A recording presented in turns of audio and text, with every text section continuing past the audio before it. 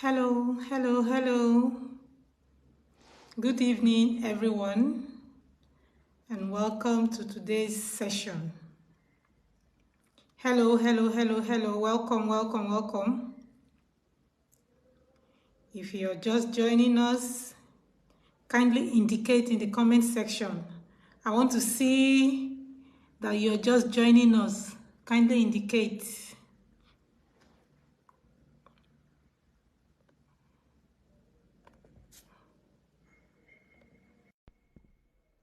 Yeah, my co-host is here.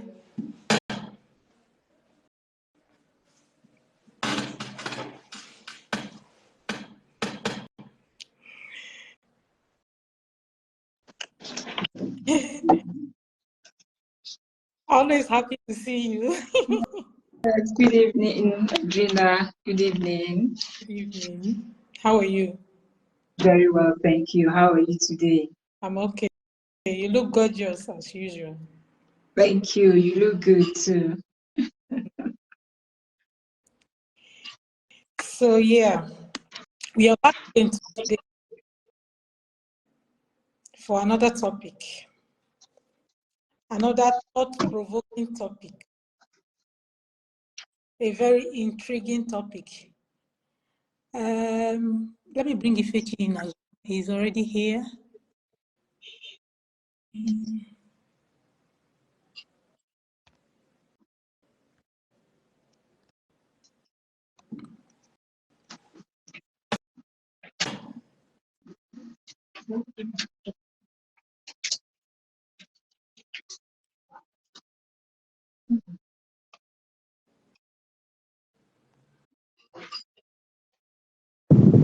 Hello, guys.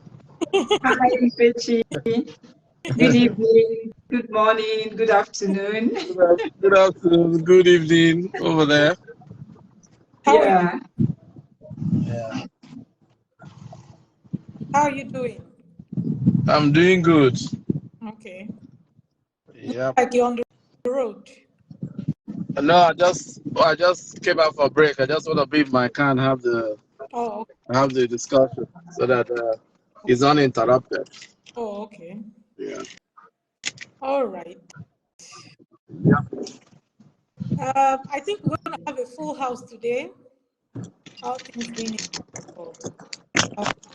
Today's topic is particularly fascinating, and my co-host and I decided to talk about this topic and for us to have a conversation about it based on a question she asked in our previous. You asked a question in our previous session, right? That was why we decided to buttress, because the response we gave then was not, it was just peripheral as far as I was concerned. So I don't know if you want to ask that particular question first. Maybe you can just ask the question again so that our viewers can know where we are coming. So we're talking about redefining ourselves. Yeah? The topic last time was about redefining ourselves. And then you put forth a question. So let's hear the question you asked. If you can still remember, or you can just paraphrase it. what can you remind me of the question, please? Okay, so you said something about what if your spouse, maybe you're on a particular journey and your spouse says no. No. Oh yes, I remember. I remember. Yes. I said if you're on a particular journey or you want something and your spouse says no, do you go ahead to do that or you just go with your spouse answer? So there was a way we just brushed over it. As far as I was concerned, we brushed over it. Yeah. So we talked behind it. We come back today to dissect it, to understand it better, but to shed more light on it so that all of us can at least take something home. So once again, welcome to all of you. So today's topic is titled The Psychology of Rejection. Why spouses sometimes say no to are simply or obviously good choices. A spouse, your partner, may want to make a good choice to better their life, but then your partner, the other person, might say no. So we are all married. I'm sure some of us have experienced some of these scenarios, major or minor. So we may not directly speak about our relationships, but let's generalize it and see. Let's see if we can do justice to the topic, basically. So, understanding this psychological aspect of rejection, would help us to be able to pave the way for like a healthier way to communicate and get to the resolution part of it, to be able to resolve whatever that issue was that your partner said no to, right? So there are a couple of subheadings. We're going to talk about the common scenarios, some very common scenarios where your spouse would or could say no. Then we're going to talk about the psychological factors behind the rejection, and then we'll talk about communication and conflict resolution strategies, and then we'll just do Q&A. So that is that. So at this point, I think I want to open the floor. I want to allow my co-host to open the floor with the common scenarios of spousal rejection. Maybe. Okay. Common scenarios of spousal rejection. I'll start by talking about rejection. Rejection is something that destabilizes the mind. When you're rejected, or when one is rejected, you just feel you don't belong to the person's heart. You feel you don't belong to the person's space. You feel you're not in line, or you're not moving in the same direction with the person. And if that rejection is not taken properly, it causes a big emotional wound. It causes a wound in the heart and may even lead to depression if it is not handled with maturity and care. There are various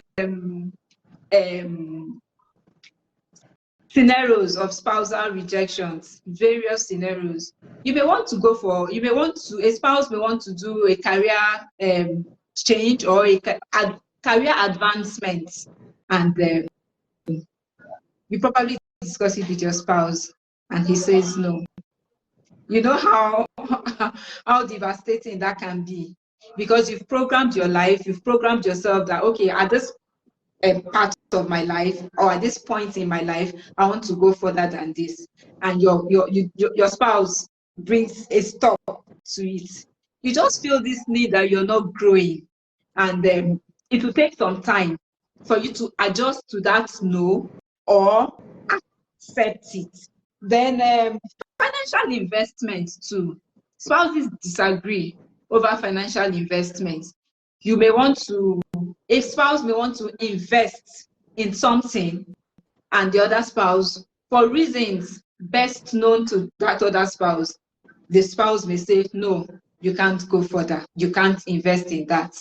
And that is another scenario where if proper care is not taken, it may end or create further problems in the marriage. Also, lifestyle changes. Okay, let's use an example of a very fat or a big lady, you're big, and then you've looked at it and you've thought about it. I need to lose some weight so that I may be in good health and all of that. And your spouse tells you, no, I like you the way you are. Once you grow slim now, people will think I'm not taking care of you properly. Your losing weight is wounding his own ego, because he feels that the people will say, this woman, her husband is no longer taking care of her, so he wants you to remain Oga's wife, which is also affecting your own emotions. So a lot of things. We also talk about family planning. You get married, or you people agree that you have 2 children. Your spouse is pressing you that no, let's go for 4. Or you're saying let's go for 4 and he's saying no, let's do 2. Those are things where if you don't talk about it properly and accept the yes or the no, it may turn out nasty. Social activities also. You're the outgoing type. Maybe you're the extrovert, you go for every Owambe, you go for every child dedication and everything. And then your spouse says, don't go. Or he sits back. Even when you try to explain to him that, it's a Diri's birthday, I need to be there. Oh, it's Ifechi's housewarming party, I need to be there. And he says no. So to you, you feel he's cutting you off from your friends. And if it's not properly handled, it may be messy. Then religious and spiritual beliefs. You believe in a particular religion, he does not believe in it, and you have this coordination. Oh, I want to go to church. He says, no, don't go. I want to go to, we have night vigil. He says, no, don't go. I don't know the kind of God you're serving and all of those things. So many things can bring spousal rejection. Travel and relocation. You decide that, oh, I'm tired of staying in a particular place. I'm tired of staying in Nigeria. I want to Japan. And your spouse says, no, we are in Nigeria together. You mustn't go anywhere. I love Nigeria. Let's stay back. You've already explained everything to him. You've told him, oh, how going abroad is going to change your life and his own life for good. And he says, no, me, I'm African born. I need to be in my homeland. Those things can cause a big problem if there's that refusal and you not accepting to understand with him or accepting to take his refusal. Then personal goals. You have personal goals, even though they tell us once we get married, our goals should be joint. But you have some other personal goals you want to go about with, and your spouse is kind of to you like a hindrance. It tells you, no, don't move forward, don't do like this, don't do like that. It's a family thing. We have to be together and all of that. Those are the different areas of spousal rejection. But in all, I think if spouses talk together, if they communicate, they dialogue, and they agree on the reason for the no and the yes, it will really go a long way. How about that? Thank you so much for that elaborate explanation. Thank you so much. Ifechi, coming to you. Okay. Yeah, okay, so you can carry on. Then maybe later I can say. Yeah.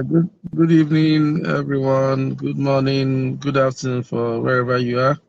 I think AB has really given detailed examples of spousal rejection, but I'm going to come in to a neutral suggestion. There is no one size fits it all when it comes to spousal rejection. But there are basic rudiments that would play out before that spousal rejection starts. So based on the topic, which is psychological rejection of by spouses, it is a two-way area. Remember, men and women reason differently. Men are, planners. Women are organizers. So it starts from the onset, from the foundation of the relationship. That's what I How share do out. how do you how do you start the relationship? Are you guys having the same goals? So compatibility in relationship is also mattering. Um, Sometimes some men, you know, just go into relationship, especially marriage, just because of the beauty of the woman. But at the end of the day, all that beauty filters away. So it is the qualities of both individuals that keep the relationship going. So that is the first thing you have to consider. Then secondly, what is the way forward? Like AB mentioned, communication is very, very key. You need to have openness to discuss with your spouse. And in our own country, where most of us come from, which is Nigeria, there is this male ego and male supremacy factor, which does not allow us, the men especially, to allow the women to bring their suggestion. The man always wants to be the one who will be the final say in the family. And sometimes we are clouded with those ego. And the woman also is trying to also do her own agenda. When you come into a relationship like marriage, you should first of all concentrate with your family, your nuclear family, which is your husband, you and your kids, before you start going to extended family. When you go to extended family, because of where we come from and our culture, there are different things that we need to consider. So when you're going into a relationship, there are so many discussions you need to have on the side with your spouse to be able to streamline things. How do we help each other? How do we grow the family?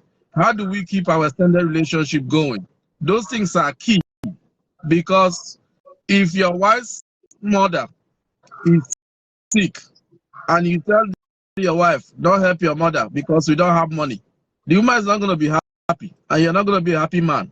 So you guys have to work together and decide, how do we help each family, knowing the capability.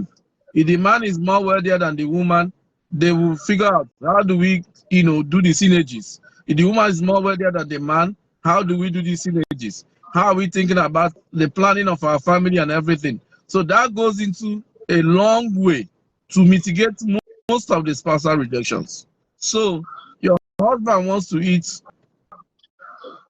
okra soup, but every time your favorite food is egusi, and he tells you every time, I don't want to eat egusi soup every week, but you go ahead and make egusi soup because that is what you prefer to eat.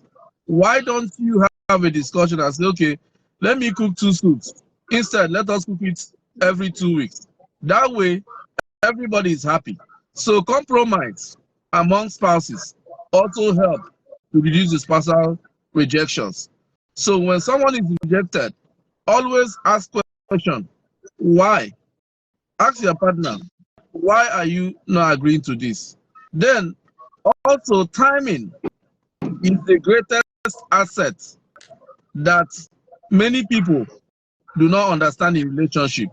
It's not when your wife comes back from work, after working 12 hours, come back from work, you start asking her things that are requiring thoughts for her to be able to answer you, or start talking to her about irrelevant things.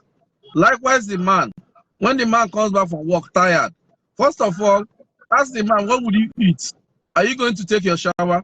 Relax. When you see that he's now relaxed, that's when you bring in discussions that are key. Not when somebody is coming in, you don't know how tense the person is and everything, you start telling them things. So the mood might change and the man might reject something.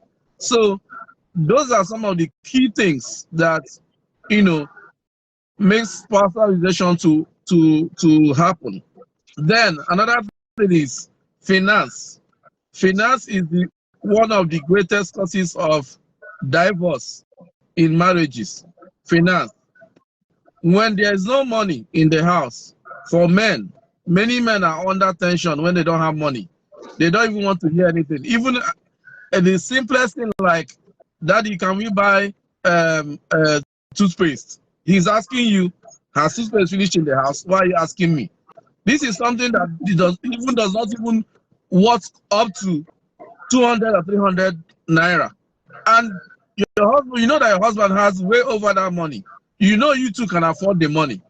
So why is that an issue? It's because of what? Finance. And it's because of what? Lack of communication. So if you guys set out and do good planning in the house, what is our budget? How do we manage?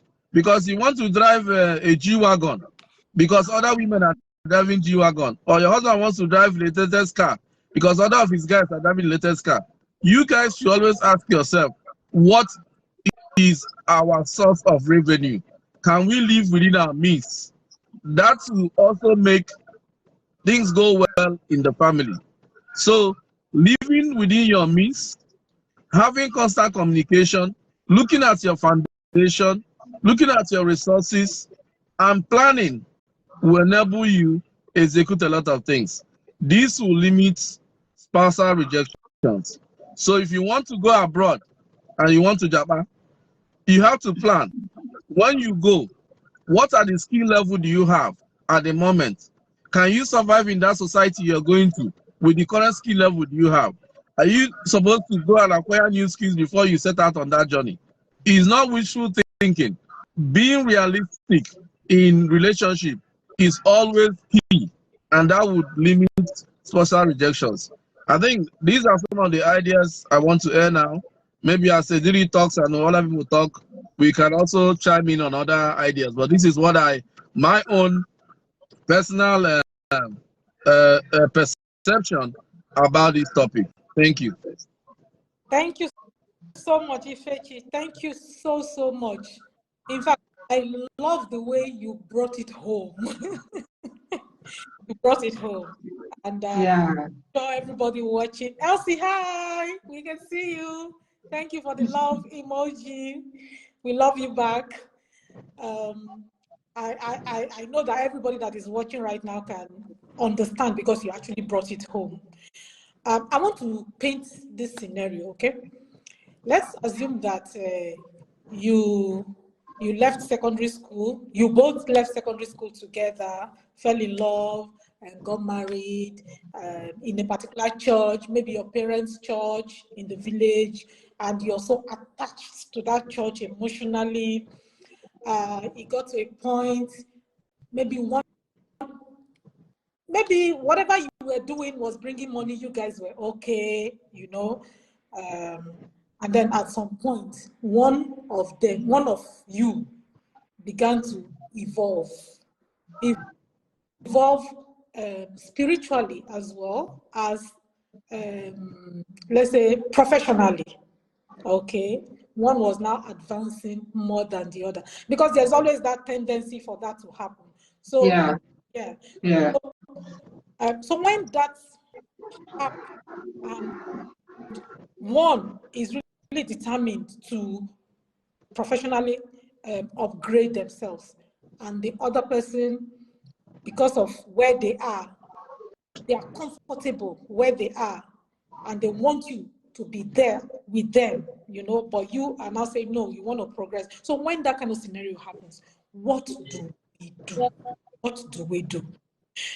In this scenario, it can even get to the point where one of them can even say, oh, I no longer like this church that we got married in. I think there's one new generation church somewhere that I would rather we go to, or I no longer want to be a Christian. I think I prefer another faith now, or in fact, I don't even believe God again. You know, a lot of things happen. People grow, yeah? So when it gets to that point, one spouse is like on a different route totally, and the other person is still where they were when they met. What do you do? What do you do? I know that you guys have dissected it a bit, but let's talk about this a little bit. If there's any contribution you can make to it. AB first and foremost. Okay, for me, since we all learn every day and we live in an atmosphere of change, you really need to communicate with your husband. Painstakingly give him the reasons why you decide to maybe change faith or why you think you need that advancement. The answer may not be instant. You may not just tell him today that, me, I'm not going to that church again, or I'm going to another church, and you expect him to say, okay, he's not a zombie. He would take time to digest the fact that, oh, you want to change faith or you want to progress in this aspect. The first day, the second day, you don't even have to nag. It does not have to be a nagging thing. From time to time, you bring up the topic and you people discuss and you give him reasons. If he buys the reasons, fine. He may say, wait. He may say, go ahead. But I think the bottom line is communication. Perfect. Yeah. Perfect. Anything you need to check? Okay. For every action, there's an opposite reaction. Equal and opposite reaction. Yes. So it might not be equal. Oh, okay. It might be just for every action there's an opposite reaction. So they might not be equal. So what I'm saying it might not be equal is that when you decide to take a decision as an individual, when you are in a relationship, like I mentioned before, the relationship is all about compromise. It's all about having discussions, trying to iron out issues. So I'm going to address what you said, okay? The person wants to go to another church. He's no longer interested in the other church that's been going to. Yes, you say to your partner, hey, these are the reasons why I would not want to go to this church anymore. And this. It's causing me emotional trauma. I'm not really getting, like someone like me, I'm a Catholic, right? When I'm happy going to my Catholic church and doing all the regular rituals every day they do. But sometimes also I go to Pentecostal churches when my friends invite me. And I enjoy the dancing and the steps and everything that they do there. And how are you doing, buddy? It's good to see you. Yeah, so you have those scenarios that play out. So what you need to do is always think about what the situation is going to be. So if you have somebody who does not know how to read, who doesn't have interest in education, and he managed to finish just 1 degree, then you are staying with your wife or your husband, and he's no longer interested in education. Anytime you tell him, you say, don't worry about it. But you are willing to go higher and higher. All you now do is have an understanding with the person and say, I know you don't want to go higher, but what do you think you can do in the mix with what you have? So you as the person who is trying to evolve or who is, a change agent in the family, you have to now explore the strength of that individual and tap into it. Your husband might be a handyman in the house. Anything that's spoiled, he will fix it. He doesn't even need to call anybody. Now, what you do is you utilize that this thing to the highest. You might even go out and buy tools for him or save up money from the money he's giving you for soup and buy some things for him. And you see him doing him better. You encourage him and say, okay, why don't you go and do training now on this thing now? Then you become an expert. So that if he's not growing and he's a plumber, he'll be the best plumber. Now you have also improved him based upon his skill, right? So those are some of the things you can do. So, but however, remember, we are all human beings. Let us not paint life as being perfect. There's what is called irreconcilable differences and what is called incompatibility. When that happens, and now your life is in danger, your health is in danger, when you make that decision and say, this is how we can go, if it's not working, better you walk away from that relationship than die in the relationship, because you are not bound by anybody to stay together forever.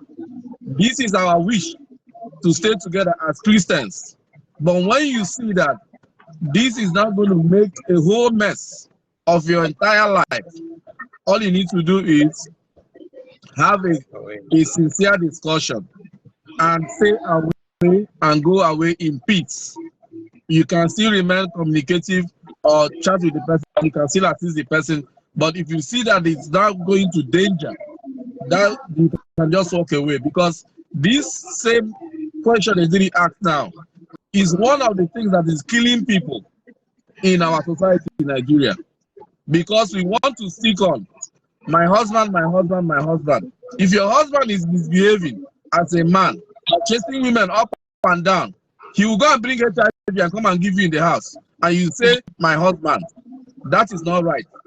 If your wife is misbehaving, going to borrow money from people everywhere and committing you every day, and you now become a husband of a borrower, anywhere you pass, they say, see that man, his wife, they owe me.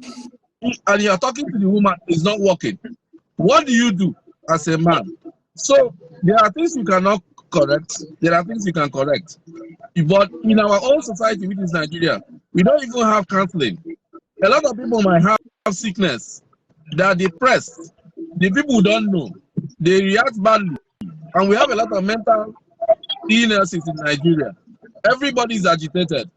When you do something about somebody, something small thing that will not cause problem, the person will flare up. So these are challenges that we have in our society. So it's a bigger thing than just relationship. I do not subscribe to divorce. I do not encourage divorce. But what I'm telling you is, when it now touches into that you have tried everything and explored everything as a good husband or a good wife or a good partner, and it's not working, my dear, the best thing to do is give your caveat, or what I call it the riot act. Read your riot act to the person and say, this is my riot act. These are the things I will not take, and these are the things I will not take. Because all of us came into this life alone. The day anybody goes to the greater beyond, you will go alone. Nobody's going to go with you. So that person was born alone, he came alone. Only communication and relationship brought you guys together. So you people have different upbringing, you people have different challenges. So that harmony and relationship is what binds you together. So, but you should not die because of relationship. You should live. Relationship is meant to be enjoyed, not endured. I will not endure a relationship. However, I will enjoy my relationship. But mutual respect for both parties is key. And that is the only thing that can make you and your partner and your spouse be successful in your relationship. Once there is mutual respect, once there is love, once there is understanding, once there is communication, your relationship would have a little bit of success. Not perfect success, because nobody is perfect. That's my own contribution. Thank you. Bravo.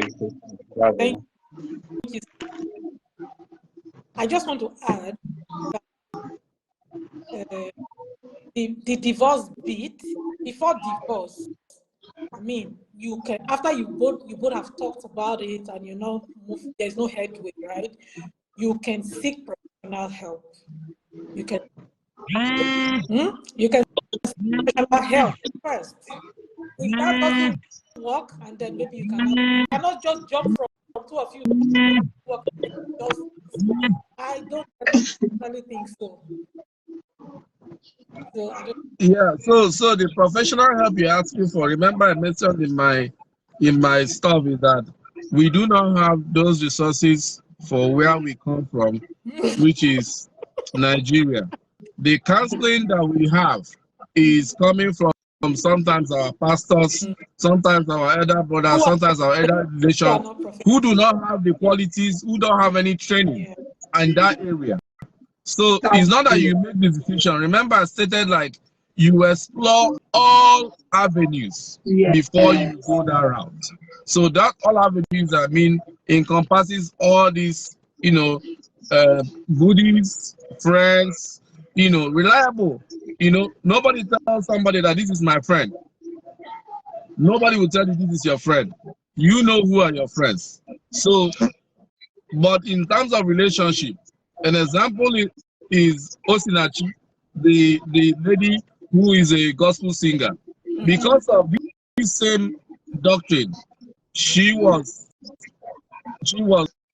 killed by the husband. So would you want your brother or your sister to stay in a toxic relationship just to please the public and remain married but die like a rat? That, for me, I don't subscribe to. So, and being frank about it is that's my own personal opinion. If you are treating my sister married to you because she's your wife so badly, I personally will come to your house, tell you, sorry, no longer marry my sister again. My sister, come to my house. If you don't have anywhere to stay, come and stay with me. Instead of a human being who is born by another woman to treat you like trash simply because of marriage, that I will not allow. So for me, I believe in mutual respect. Treat each other with respect. Treat each other with care. Treat each other with love. Because in relationship, for somebody to leave his or her family to come and be with you and you guys cohabit together, your wife or your husband is the closest person to you. Both parties, whether your wife or your husband, these are the only people that can take you out in 1 minute. Your wife can kill you in a minute. For men who are listening to me, if you go and be saying, there's nothing that woman can do, there's nothing that woman can do, this is somebody who cooks your food every day. He can take you out in a minute. Highest they do autopsy. You're gone, you're gone. The same thing with the woman. The man can do anything to you, and you're gone, you're gone. So that's what I'm saying. For relationship, let it not be toxic, but mutual respect, love, care, understanding, and communication is key to relationship management. Thank you. All right, I think you've really done so well. You've really done so well. At this point, I want to give the floor to Mr. Ikejon. Are you a chief now? You're sitting like a chief. It's Chief Obiora. Hello. Hello, Edimi. Bravo. You really touched on every aspect of this topic, and you hit the nail on the head. If a relationship becomes toxic, either physically or emotionally, the best thing is to step aside, walk away while you still can, because the dead tell no tales. If you're dead, you cannot say what happened. But back to the topic. For me, the key thing is effective communication. You need to talk. Some people talk, but they're not communicating. They talk to each other, but they're not communicating. Yeah. What is it that you talk? Also address, while you talk, also address a situation where one of the spouses is not a good communicator. Sorry, a situation where? One of them is not a good communicator. Oh, okay. Okay. Okay, let me delve into that a bit.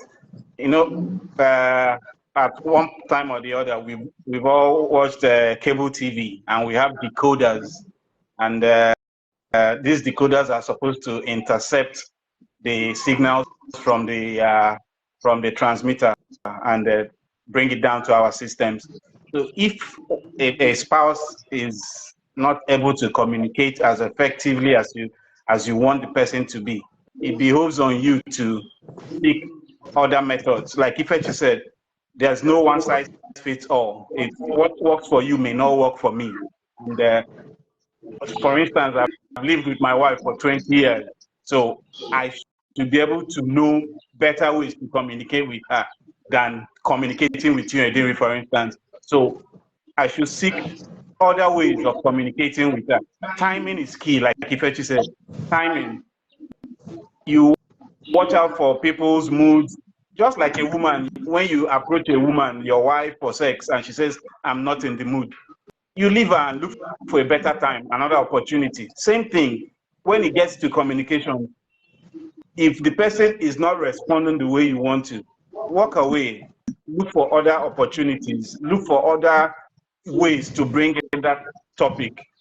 But for me, everything should be on the table. Nothing should be off the table. You should be able to talk about anything. As husband and wife, you should be able to talk about anything. You talked about people going, a wife or a husband trying to go to another church. The Bible says, can two walk together except they agree? If your spirituality becomes bigger than mine in your own eyes, it behoves on you to talk to me, try to make me see reasons why you don't want to go there or why you need to go to a bigger place. We talk about it and we agree. We pray about it and we agree. As a couple, we need to agree. Nothing should be off the table. First things first, we need to understand that most men, typically, I'm talking about men from this part of the country, of the world, most men are egocentric.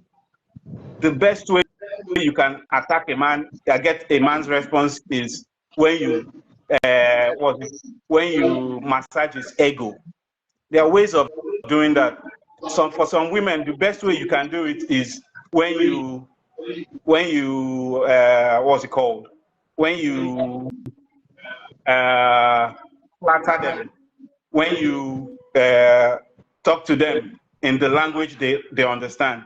So there are so many ways you can communicate, not just sitting on the round table and, oh, you bring your point, me bring my point. There are different ways, different kinds, but we need to understand that ego plays a big role.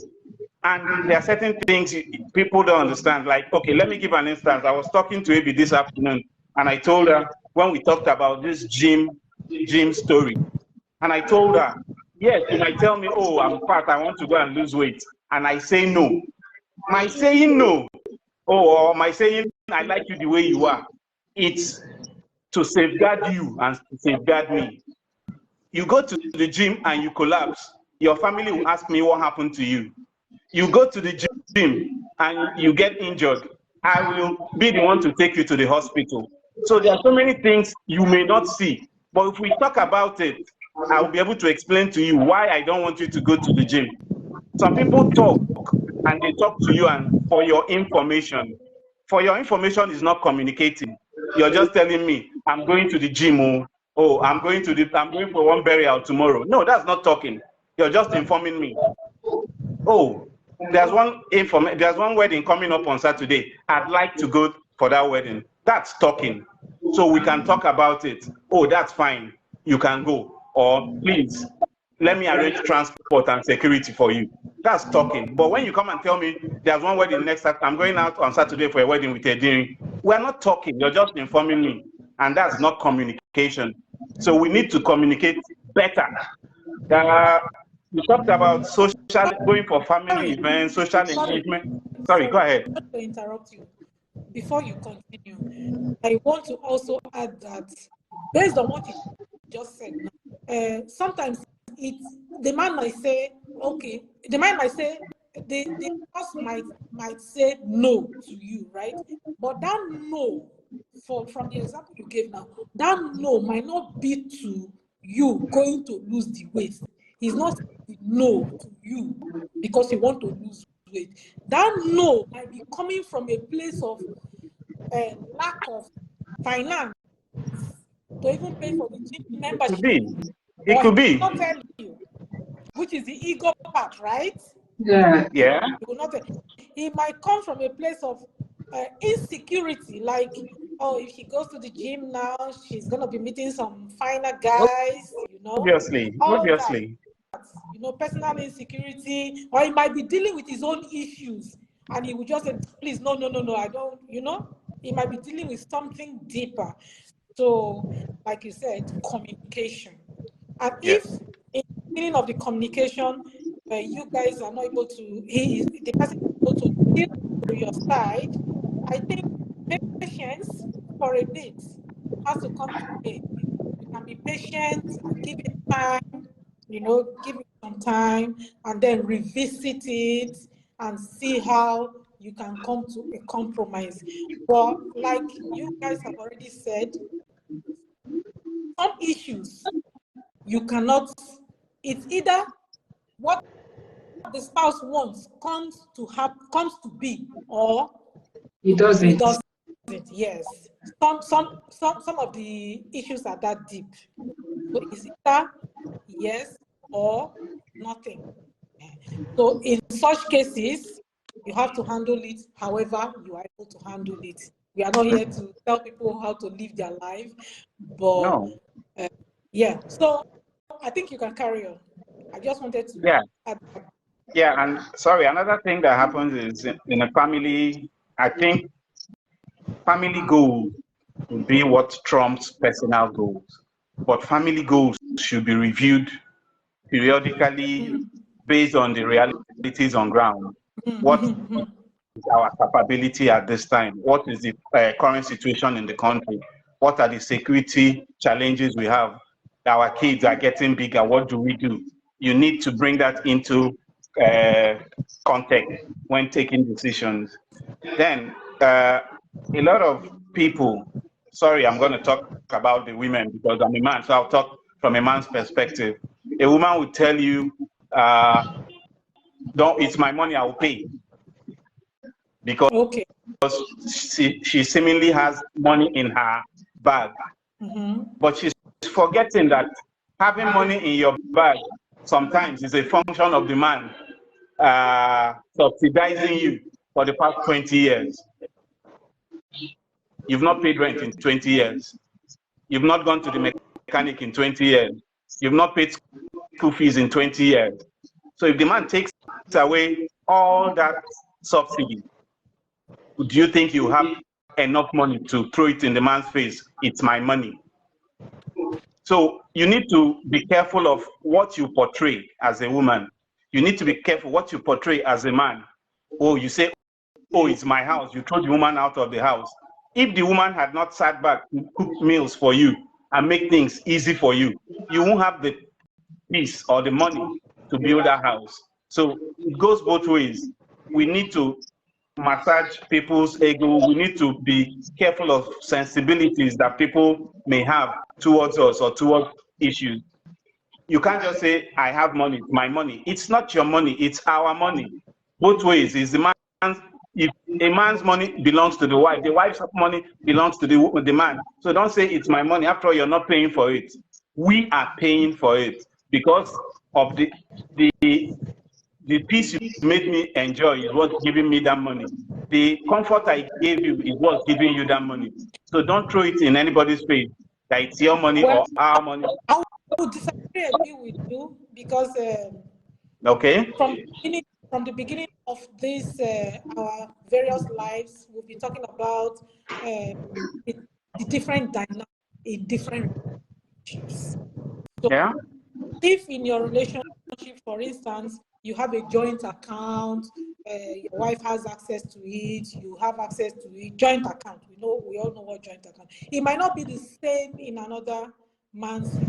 The other man, he might just be giving his wife as he comes, maybe on a daily basis or on a monthly basis.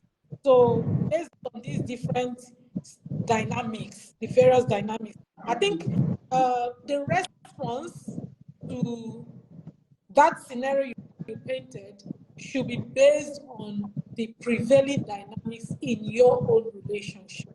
Yeah. But what I'm trying to say is some people will come out and tell you, I have money. As a woman, I have my money. Yes, you have your money, and no doubt you work for it. It's your money. But what I'm trying to say is in some homes, the man picks most of the bills. And 20 years down the line, you're telling the man because he's not meeting up again, I have money. Oh. So the man will feel used. What have I been doing for the past 20 years? What have I been doing for the past 30 years? It's our money because I paid the house rent for 30 years. I built a house for us for 30 years with our money. Now I don't have, it's your money. So those things come into play too. When you try to ask for something and the man says, no, I'm not interested. Oh, this won't work. Oh, this can't happen. Because he feels you're overstepping or you're overreaching. That's what I'm trying to say. Well, thank you. Obi, let me chime in as well. Huh? Yeah.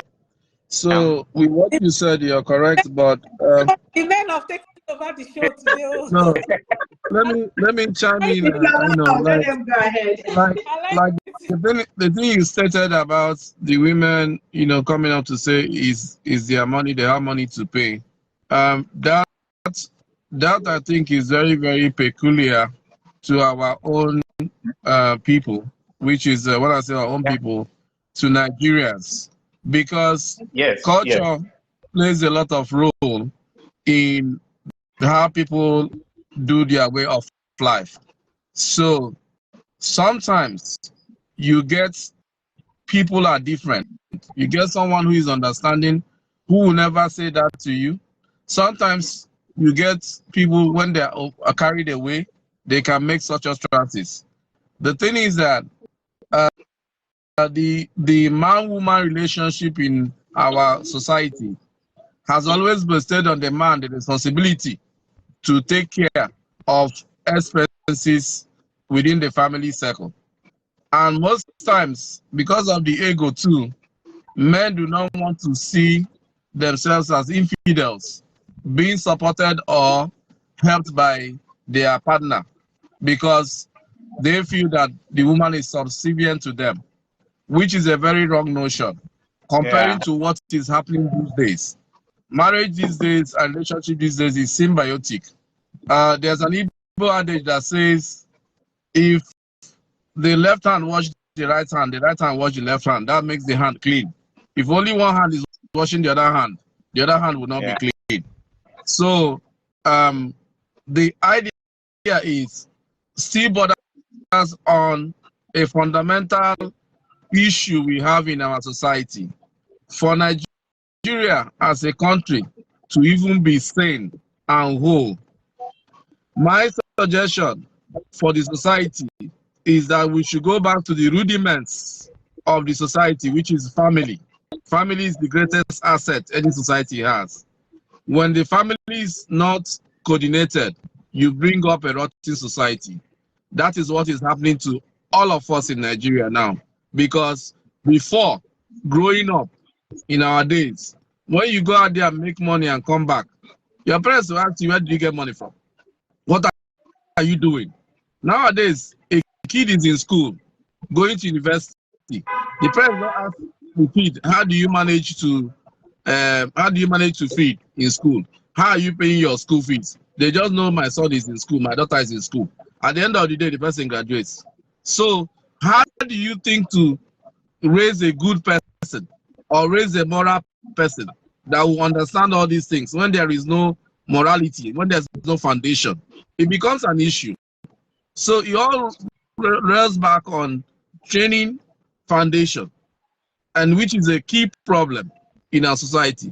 So until we start doing mass orientation and understanding things and consequences of what we do, what our actions that affect the entire society and at the entire family unit, we will not get it right. Because if a politician is given contract to build a road, he decides to pocket the money, but he forgets that after 4 years he's going to go out of that position and he's going to drive on that same road, and that same road he refused to do will have a pothole, and he'll be racing and enter the pothole, and that's where he dies. When that happens, they still continue to live in the same palace. That is to tell you, it takes time for these things to be corrected. But basically, foundation is the basis for us to solve these problems. And societal orientation is the only thing that can change it. But when it comes to relationship, it depends on how you started. If you are starting with a relationship and you're posing for your spouse that you have all the money in this world, you cannot come back later and come and start telling her that now Gary will go to chop now. We're not going to eat that shawarma and this thing. It becomes a problem because everybody, trust me, everybody has a value proposition. So when you go to sell something, there must be something you are offering that the other person wants to buy. And that's the value proposition. And it's based on that premise that that person decides to move forward. You cannot come back in the middle of the game and try to change the game. There's going to be a problem. So that's my own suggestion. Thank you. Thank you. We've almost done 1 hour. Usually we just try to round off but I think we're going to spend a bit today. I'm sure AB, my co-host, you have something to say. Okay. Thank you, Fechi and Mr. Obiora. You've talked and you viewed it. It's a good thing we are seeing it from. Can you hear me? Yes, I said it took over. Yes, we are looking at it from the man's perspective and the woman's perspective. So, if Fechi talked about the insecurity, we're talking about the psychological factors behind rejection. There are some psychological factors. The ego is there, the insecurity is there. Jealousy may also be a psychological factor. The man rejecting, oh, you want to advance in your career. I've been in this position for the past 30 years, and you're growing, and you want to grow. He will just look at it and say, no. Let's remain in. Don't go. He may not agree. Or you got married to somebody with a school cert. You have your first degree. You've gone for your master's. You're reading for your PhD. Definitely, he may be jealous. And he's sponsoring you. Yeah, and do you understand? So definitely, he will just feel like, no, it's enough. Don't go beyond this point. So those are the things we also need to consider. And I also feel most times when asking for something from your spouse, you need to put yourself in that person's position. If he was the person asking for this, would I allow it? If you're the one with a school cert and then your husband has read up to PhD, you don't work, you sit at home all day, and then his reading is taking him all around the world. Would you encourage him? Would you accept for him to keep growing and you remain where you are? Like Ifechi said, okay, the man is a handyman, and you're saying you want to improve in your career or you want to advance. You help him get the tools to keep him busy while you pursue yours. So it's something like, it's symbiotic. You're helping him, he's helping you. But not just, if you like, no go school, now you sabi. Me, I just go ahead. There's definitely going to be problems. So, and like we all said, the key point is communication and understanding. Make your partner, make your spouse understand, communicate to him or her, and make them understand the need why you want to do this or that, and arrive at an agreement. It may not be, like I said earlier, it may not be automatic. It may not be today, it may not be tomorrow. But over time, the person may see reasons with you why you have to go ahead, or you may see reasons with the person why you don't have to go ahead. So communication remains the key. It remains the bottom line in thank you accepting spousal rejection. Generally. Yeah. Thank you so much.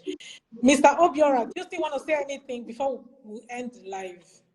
No, I think everybody has said a lot and captured my thoughts, and let's keep talking and let's leave everything on the table. Don't take anything away from the table. Everything has to be talked about and understood. Thank you very much. And that talking about everything, usually I think it should start when the relationship is still in the budding stage. You should have the agreement about everything. Because if you don't lay that foundation properly, then after so many years, you want to now incorporate bringing everything onto the table. From where to where? Do you understand? Yeah, it's gonna be it's gonna be difficult. All right. Everything we talked about today mostly boils down to the fear of change. The fear of change. Many people are usually resistant to change, even when it appears positive, like what we've been talking about since. So that fear of change, that change is going to disrupt the dynamics of that relationship. So that is part of the great fear, why the resistance, the push is always there. And if you need to, you don't even need to, in that kind of situation, you don't need, for me, I don't think you need to convince the person. You don't need to convince, and you don't have to prove to them that, oh, whatever you're saying is wrong. I don't think you have to go that route. Everything you people have said is so correct.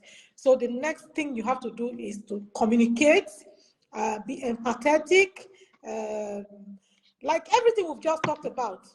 To go through all that, go through that list, and be patient, give it time, and then also understand emotional triggers. Sometimes if you don't look at the right time to bring up the topic for discussion, you bring it up at the wrong time. Like I said the other time, maybe the person is already going through financial stress and you're talking about, so that's a trigger. The person will just say, no, please, and my no is my no. So let's try and understand our spouses better and make our relationships great. So that's how I'm going to end it tonight. Thank you so much for joining me, my able co-host. I appreciate you. And thank you, Mr. Ike Diomo, Chief Obiora. Thank you for joining us today. Awesome. Thank you very much for having me. Yeah, Ifechi is no longer here. Thank you so much for all the contribution you made as well. Thank you for always coming to support us on this platform. We hope to see you again next Tuesday, hopefully. Yeah. So thank you and have a great week. Thank you very much, Ejiri. See you next time. Bye. Bye.